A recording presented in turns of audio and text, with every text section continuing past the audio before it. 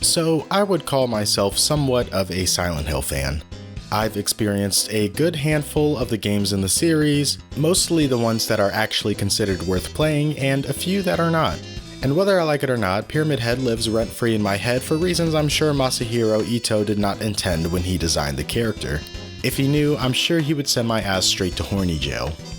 Oddly enough, with all the love I have for this series, despite all of Konami's fuck-ups in the past decade, I still have yet to play the game that started it all. So I thought it was about time I changed that.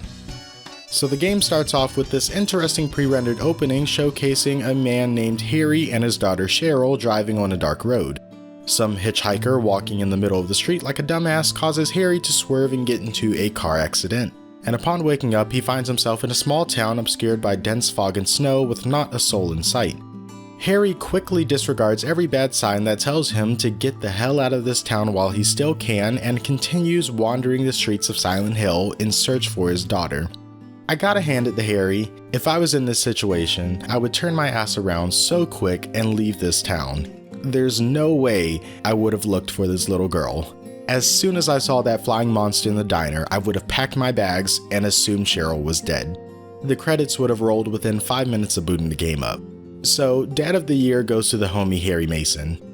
Anyway, you guide Harry through the mysterious town of Silent Hill, making your way through common places that would be in almost any town. Schools, malls, police stations, hospitals, stuff like that.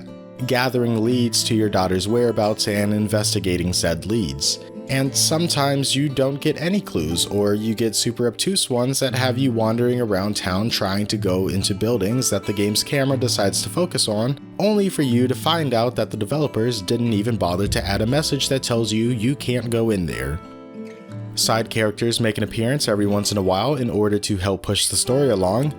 Sybil is the first one you come across if you don't count Cheryl. She's kind of your sidekick, but not really because she's never around too much. She's an outsider just like Harry, trying to figure out what is going on in this town. And she does this alone, only meeting up with Harry a few times and separating soon after. Sybil also seems to have this pet peeve about getting shot by accident, which I totally understand and respect, which is why I did it on purpose. Everyone else are Silent Hill natives who are just as mysterious as the town they reside in. They do a lot of secret keeping and plot twisting. I can't actually say I care for any of these characters. They serve their purpose plot-wise, and that's all they really need to do. I don't know if it's the way they're written or the characters themselves, but something is just not clicking for me. But it's quite easy to tell that the characters are definitely not the focus of the game. The real focus being the gameplay and, most importantly, the atmosphere. So Silent Hill is a game that falls under the indisputably greatest video game genre of all time, survival horror. It pretty much follows the classic formula forged by Resident Evil to a T. Step 1. Enter an area filled with many locked doors. Step 2. Explore what you can while avoiding enemies. Step 3. Solve a puzzle or two to get a key item that will allow you to unlock new paths. And Step 4. Repeat steps 1 through 3. It's a pretty simple gameplay loop, but very capable of keeping the player's attention.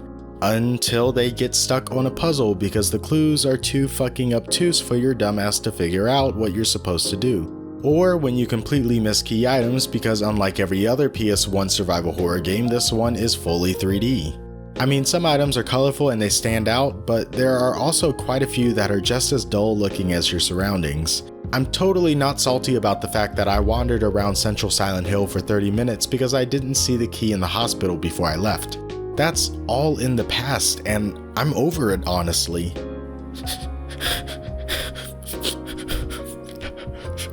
Just a quick edit here. So upon further investigation, it would appear that there is a cutscene where old lady Gillespie sets a bright green key on the desk next to her as she talks to you about crazy old lady shiz. It would seem as though that whole situation was caused by me not paying attention at the time, so please disregard my previous complaint. Combat is a thing that I could talk about, but to be for real, I don't have much to say. With the guns you point and shoot, there is auto-aim, which helps tremendously because some of these enemies move way too fast for me to even have a chance at hitting them without it. Melee weapons are A different story, unfortunately. There are 4 of them in total, not counting the unlockables, and all of them are fucking useless except for the hammer, which is a goddamn monster. It feeds on the souls of helpless nurses, but its thirst for blood can never be quenched. This is without a doubt my favorite weapon in the whole game. Despite there being so many options to choose from, the combat itself is very plain and uninspired, bare bones if you will. Definitely not the game's strong suit. The puzzles and exploration are a hell of a lot more engaging. A lot of the puzzles have clues that are in poem form or happen to be very flowery in diction, and this trips me up more often than not. I always find myself getting fixated on the words that don't mean anything instead of the ones I actually need. Like if you miss just one word, that's enough to guarantee that you will never solve the puzzle. The piano puzzle is the first one that comes to mind. I was running back and forth from piano to poem over and over again, trying to figure out what the hell I was doing wrong, only to give up and look up the solution after 15 minutes and come to find out my brain has been skipping over the title of the poem that was the most important part of the puzzle. I felt really dumb after that, and best believe I made sure to read everything for any future puzzles, and even then there were times where I still got stuck due to overthinking things. The puzzles are one of the reasons why I like Silent Hill so much. When compared to other survival horror games, they seem so much more varied and complicated, resulting in a much better feeling when you finally solve them. That brain reward is just oh so good. Silent Hill's gameplay doesn't really do it any justice, as for the most part it plays like a painfully average PS1 game, and while technically one could group it together with the countless Resident Evil clones that were being pumped out at the time, due to them playing nearly identical to each other, Silent Hill is so much more solely due to the sound design and music. I'm not even going to lie, for the couple days that I was playing this game, I probably spent way more time just listening to the soundtrack on its own. I tell you what, the music for this game is so fucking cool. And those of you who have played this game might think I'm crazy for saying that, but that's okay because I assume you were already thinking that before this, so it doesn't really matter. The game's OST is the scariest album I've ever listened to. In-game, when paired with the wicked environments, yes, it'll make you shit your pants, but it also accomplishes this without the game. Last week I was listening to it at work, don't tell my boss, and I was constantly tense and on edge. Like, the album is nothing but all-consuming dark ambience and harsh industrial noise, taking turns unsettling you for 70 minutes straight. And it is so good at doing what it was made to do. It matches the very rustic and eerie otherworld so well that it's hard to imagine this game having any other kind of soundtrack.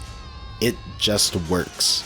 I understand that Silent Hill 2's soundtrack is arguably the greatest video game OST of all time, but Silent Hill 1's is definitely the better soundtrack for a horror game in my opinion.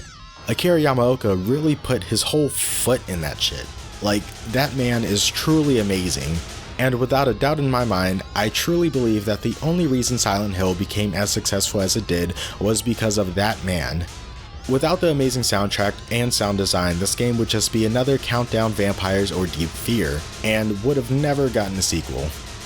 Okay, maybe that's a huge exaggeration and is a great disservice to the rest of Team Silent, all of whom are talented as fuck, and I appreciate all of their contributions to the gaming world. From Siren, the game I love but will never be able to beat because it's so fucking hard, oh my god what were they thinking, to Nightcry, that sort of wonky Clock Tower spiritual successor. I'm also super excited for Slitterhead, especially since Keiichiro Toyama and Akira Yamaoka are linking up for it. But in the case of their first outing into the gaming world, it was definitely the amazing world design and Yamaoka's music that carried, rather than the actual game itself. The atmosphere is what makes Silent Hill Silent Hill. As a whole, it's a pretty neat game. I think it's a lot scarier than the other Silent Hill games I've finished, but when it comes to actually playing it, I would rather go with the newer and more polished ones instead. Personally, they just have more replay value. Though I do still think this is an essential PS1 release, and I absolutely recommend it to everyone.